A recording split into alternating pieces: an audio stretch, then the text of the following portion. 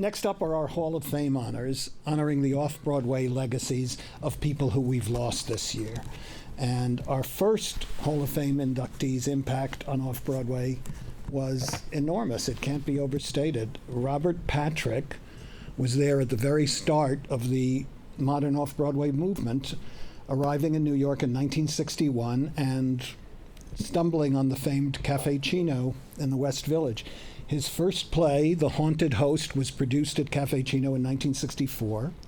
And when the producers in those dark days could not find an actor willing to risk his career by playing a gay protagonist, Robert took on the role himself.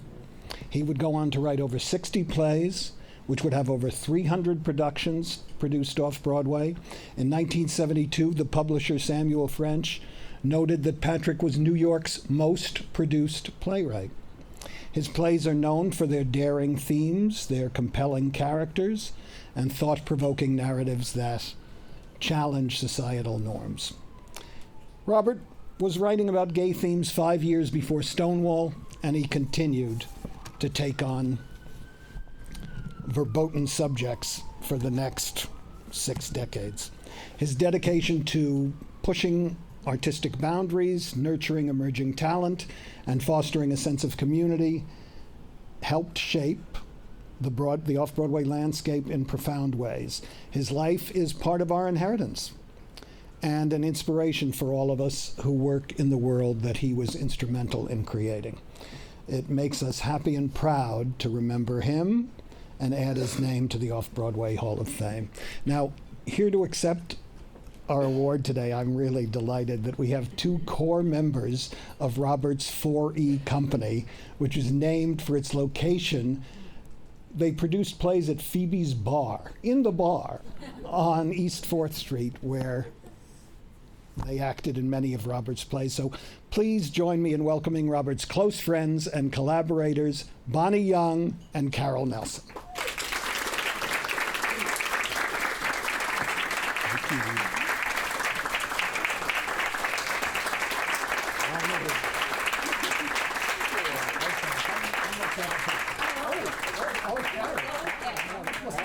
Like for Robert in the day. Oh, yeah.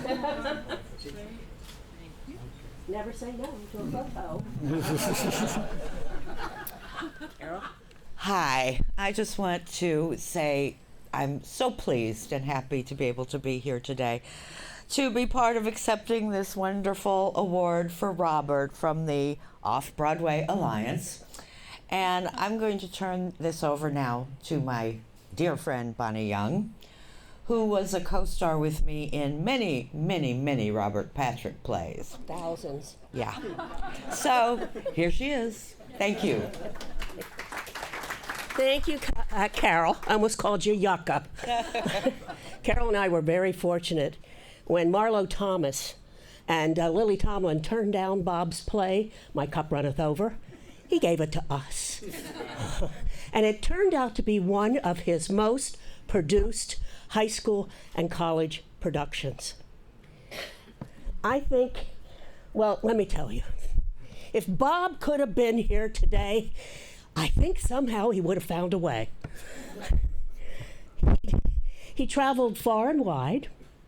He went to Alaska. He went to Cape Town. He went to all the schools and colleges. Anywhere his productions were being done, he went. And that's a sign of someone that really, really loved the theater. Just to tell you, take a look at the table that we were just coming from. Cindy Cooper, a brave, wonderful playwright, an award-winning playwright, and Bob was one of her mentors. We have Bambi Everson.